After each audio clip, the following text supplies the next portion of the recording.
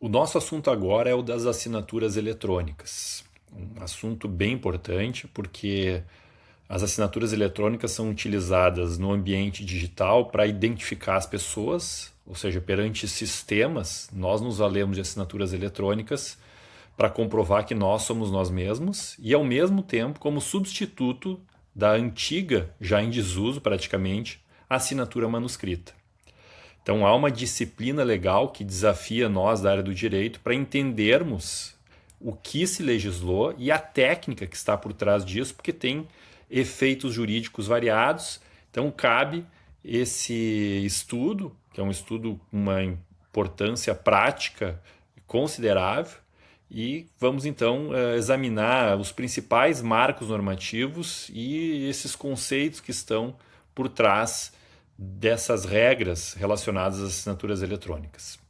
Para início, então nós temos dois textos legais básicos sobre o assunto. O primeiro deles é ainda de 2001, a medida provisória 2202.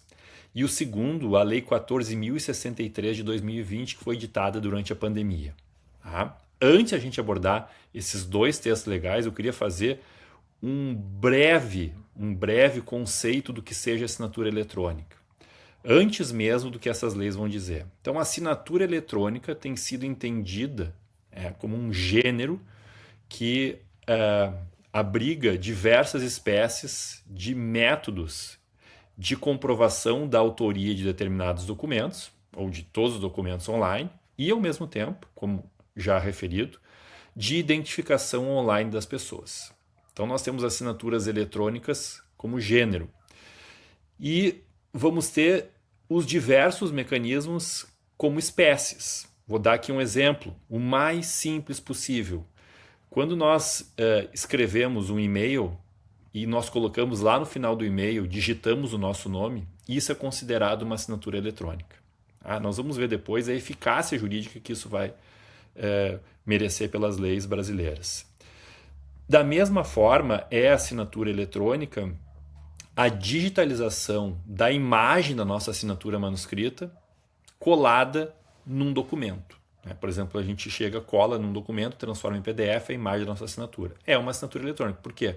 Porque tem um objetivo de agregar a um documento a informação com relação à sua autoria. Certo? Esses são dois exemplos. Nós temos também o mais nobre, que é a assinatura digital. A assinatura digital daí se vale do conceito de criptografia simétrica. E a criptografia simétrica vai se basear, então, em conceitos de chave pública e chave privada. Nós, titulares da assinatura, ficamos com a chave privada e a chave pública vai constar num certificado digital que é emitido por um terceiro, que nos identifica e então direciona essa chave privada para essa pessoa específica que foi identificada, e aí nós temos uma segurança maior de vinculação de um mecanismo de comprovação de autoria que não seja autodeclarado. Notem que, no mais das vezes, esses mecanismos de assinatura eletrônica são autodeclarados, como, por exemplo, quando a gente cria mesmo uma conta de e-mail em diversos sistemas e funcionalidades, sites, por assim dizer. Quando nós criamos em sites, em cadastros que se autodeclara o nome e se cria um login e senha, o login e senha também é uma assinatura eletrônica simples. Mas essa assinatura eletrônica da espécie assinatura digital com criptografia simétrica se propõe a ser mais robusta justamente por esses requisitos de vinculação inequívoca de uma pessoa a esse mecanismo que está sendo utilizado para a identificação online. Então, essa é um primeiro conceito bem relevante. A assinatura eletrônica é gênero, e nós vamos ter diversas espécies, como as mencionadas, login e senha, a própria biometria, a assinatura no final de um e-mail, a imagem da assinatura colada num documento, e depois nós temos a assinatura digital, que aí se vale de criptografia simétrica, e nós temos uma robustez maior. Bom, como o Brasil encarou isso?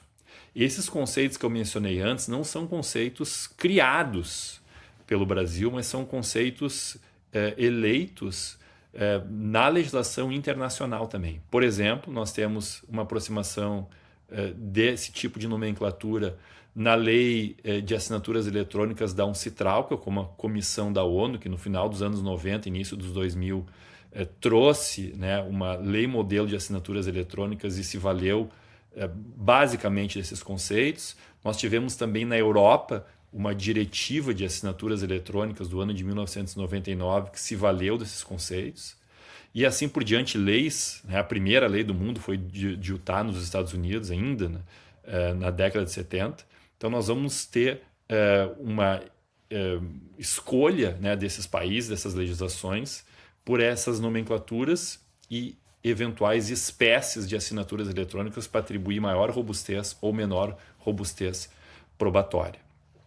O Brasil, então, editou em 2001 a medida provisória 2202. Ainda durante o governo Fernando Henrique Cardoso, é uma medida provisória que até hoje vigora, porque ela foi congelada a partir de uma emenda constitucional que viria a ser editada em setembro de 2001, na verdade, medida provisória 2202 do ano de 2001. Então ela vigora até hoje. Essa medida provisória 2202, ela basicamente fez o quê? Ela criou uma infraestrutura de chaves públicas, que é uma infraestrutura com uma supervisão estatal, tem o que se chama uma autoridade certificadora raiz, o Instituto Nacional de Tecnologia da Informação, que vai, o ITI, né, esse instituto, ele vai então credenciar entidades, que são as autoridades certificadoras, que vão emitir certificados digitais utilizando a criptografia assimétrica, portanto nós estamos falando de assinatura digital, uma assinatura eletrônica na espécie assinatura digital com maior robustez probatória.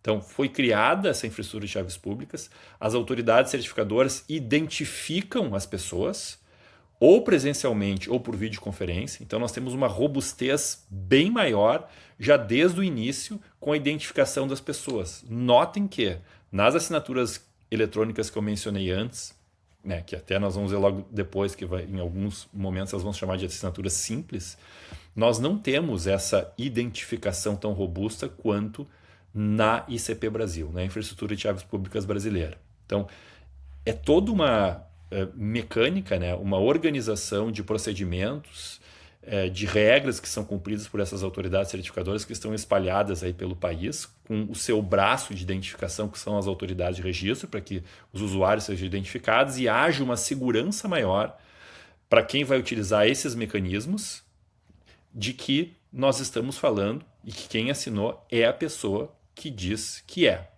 Certo? Então esse é o primeiro ponto. Foi criado com essa medida provisória, foi criada com a medida provisória uma infraestrutura de chaves públicas para distribuir os certificados digitais.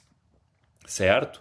No que diz respeito às regras da medida provisória, a gente tem que chamar a atenção de um artigo que é fundamental para a nossa compreensão jurídica, que é o artigo 10, parágrafo 1º dessa medida provisória 2202.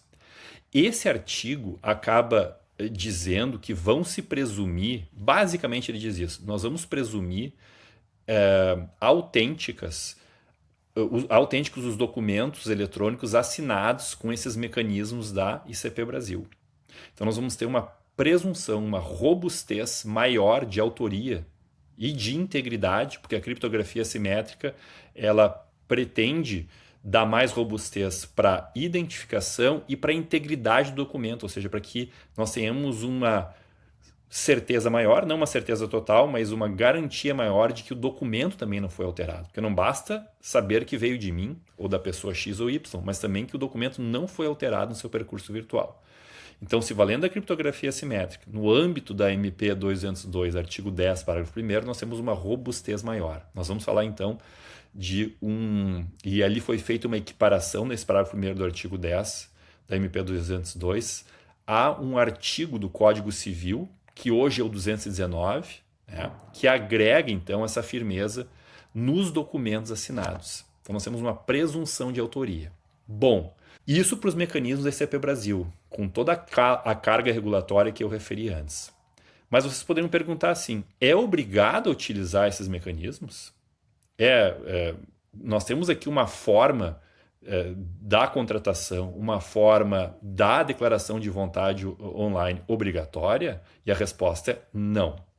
Quem quiser se valer de outras formas de atribuição de autoria, que não o certificado digital mais regulado e mais robusto SCP Brasil, vai poder se valer do que se chama de outras assinaturas eletrônicas que estão previstas no artigo 10, parágrafo 2º da MP 2202.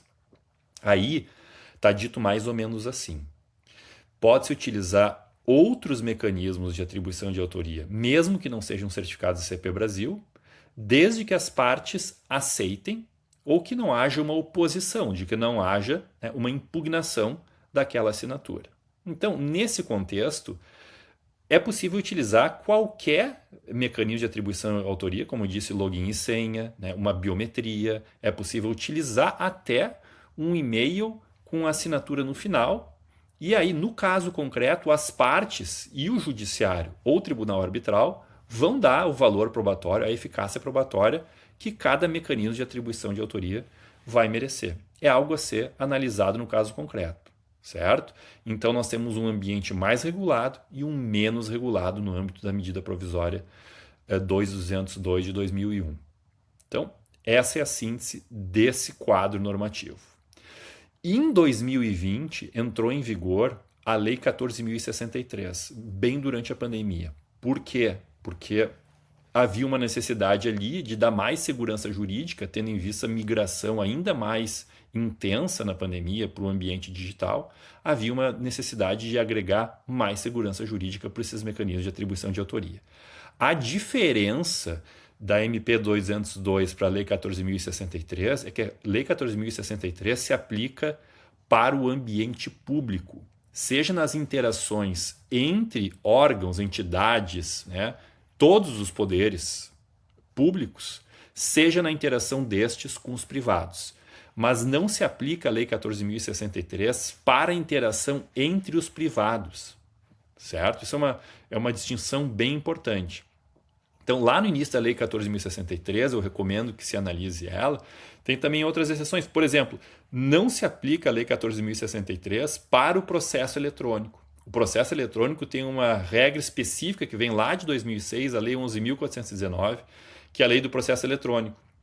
E ela vai prever duas espécies de assinaturas eletrônicas, que é ou assinatura eletrônica digital da ICP Brasil, já mencionada aqui, ou um cadastro realizado perante o tribunal específico em que vai se peticionar, certo? Então aqui só um exemplo onde não se aplica a Lei 14.063, muito embora ela seja direcionada ao poder público, que é o exemplo do processo eletrônico. Uma característica básica dessa Lei 14.063 é o que se chama da tripartição. Então nós temos uma tríade, né? Três espécies de assinaturas eletrônicas previstas nessa lei. A primeira das assinaturas eletrônicas é a mais simples e por isso leva esse nome, assinatura eletrônica simples. É a menos robusta, é a mais livre de utilização pelas partes, né, dentro do ambiente público. Então, aqui nós temos basicamente a autodeclaração, a possibilidade da autodeclaração do usuário e que vai permitir para determinadas aplicações, então, a utilização de uma assinatura eletrônica simples quando, e aqui que é o importante, né? Essas espécies que vão vir agora vão ser eleitas pela lei e pelo decreto posterior que regulamentou a Lei 14.063, que é o decreto 10.543 também de 2020. Então, a lei e o decreto, e depois, em cada caso, o gestor público, ou a fonte normativa específica, vai dizer qual nível de segurança ela quer. Aliás, essa disciplina de assinaturas eletrônicas, ela já dá para perceber, né, nesse nível escalonado de segurança conforme o mecanismo que se escolha. E, portanto, é como a comparação que se faz sempre do cadeado. Conforme mais segurança eu preciso, vou usar um cadeado, né, no mundo físico maior. E quanto menos for necessário, tendo em vista o contexto, né, eu vou usar um cadeado menor. Né? Nas malas, por exemplo, que se despacha, geralmente é um cadeado um pouco menor, mais robusto, muito embora algumas pessoas já utilizem um cadeado mais diferenciado. E aqui no ambiente virtual vai ser a mesma ideia. Então, depois das assinaturas eletrônicas simples, que são utilizadas, por exemplo, para os processos administrativos, onde não se requer um nível mais robusto de assinatura eletrônica, o processo SEI, o conhecido processo SEI, no ambiente da administração pública federal. Nós temos, depois desse nível da assinatura eletrônica simples, a assinatura eletrônica avançada. Nessa assinatura eletrônica avançada, nós já temos uma robustez maior. Aqui, eu vou usar uma palavra-chave aqui que é conhecida de muitos, que é gov.br. Esse mecanismo de assinar online, né, de assinatura eletrônica, é uma assinatura eletrônica avançada, tem sido considerada assim nos dias de hoje, pelo que determina a lei e o decreto. Então, no gov.br, a rigor, vão ser assinaturas eletrônicas avançadas. É um pouco complexo aqui a questão, né? Até estimulo aqui a que se estude mais isso. Vão ser consideradas assinaturas eletrônicas avançadas no contexto do gov.br a assinatura do padrão ouro e prata.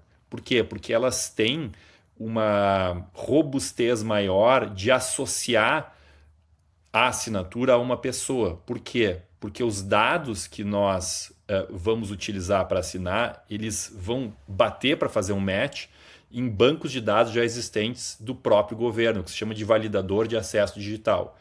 Quais são esses dois bancos de dados robustos hoje reconhecidos? Do Tribunal Superior Eleitoral e da Senatran, da Secretaria Nacional de Trânsito, que tem os nossos dados das carteiras de motoristas, e o Tribunal Superior Eleitoral tem os dados dos eleitores. Então, a assinatura eletrônica avançada é também interessante dizer que ela se vale de criptografia assimétrica. É uma criptografia assimétrica que a gente pouco enxerga, mas que utiliza esse conceito, muito embora não tenha uma chave privada no modelo que tem na ECP Brasil, que o titular carrega, seja com um smart card, seja com um token, ou seja, até hoje, mais modernamente, carregando no seu celular, não carregando propriamente a chave privada, mas tendo um acesso a um repositório remoto que armazena essa chave privada. Então, no gov.br, que é um exemplo hoje de assinatura eletrônica avançada, nós temos uma robustez maior quando a gente vai comparar com a assinatura eletrônica simples. E o terceiro degrau na Lei 14.063, o mais robusto, é o da assinatura eletrônica qualificada. Essa assinatura eletrônica qualificada qual é? É a do parágrafo 1º do artigo 10 da medida provisória 2202 de 2001. Então, é a mais robusta que tem e ela é utilizada para quê? Assinaturas de ministros, em documentos oficiais. Que mais? Ela é utilizada para emissão de notas fiscais eletrônicas. Então, em certas e determinadas ocasiões em que se exige mais robustez, mais segurança, a lei ou, enfim, quem for legislar na área vai exigir um nível mais ou menos robusto. E aqui nesses outros dois que eu mencionei agora vai ser a assinatura eletrônica qualificada. Então, quando a gente fala no Brasil de assinatura eletrônica qualificada, nós estamos falando de uma assinatura digital do padrão ICP Brasil utilizada dentro da Lei 14.063. Se nós não estivermos nessa interação pública, ou na interação de privados com o público, nós vamos falar da assinatura qualificada, não como qualificada, mas como assinatura digital padrão ICP Brasil, conforme disposto no artigo 10, parágrafo 1º da MP 2202, da medida provisória 2202. Então vejam que nós temos aqui essa gama de regras para tentar ordenar e dar uma visibilidade para a sociedade das variadas espécies de assinaturas eletrônicas. E a grande mensagem é essa. Nós temos um escalonamento com um grau de confiança e de robustez probatória diferenciado conforme o mecanismo que se empregue. Há uma abertura dentro da MP 202 de 2001 para a autonomia privada, que é o parágrafo 2º do artigo 10, e o parágrafo 1º do artigo 10 para uma robustez jurídica e de eficácia probatória diferenciada, porque vai se valer daqueles mecanismos da ICP Brasil com regulação, supervisão do Instituto Nacional de Tecnologia da Informação e assim por diante. Já a Lei 14.063 tem essa classificação tripartite, que parte da assinatura eletrônica simples, passa pela assinatura eletrônica avançada, hoje lida como assinatura no âmbito do gov.br, com milhões de assinaturas, mais de 1 milhão de assinaturas até por dia nessa plataforma, e por fim a assinatura eletrônica qualificada, que é equiparada ao padrão ICP Brasil do artigo 10, parágrafo 1º da MP 202. Essa, então, é uma conclusão para uma primeira aproximação desses conceitos de assinatura eletrônica.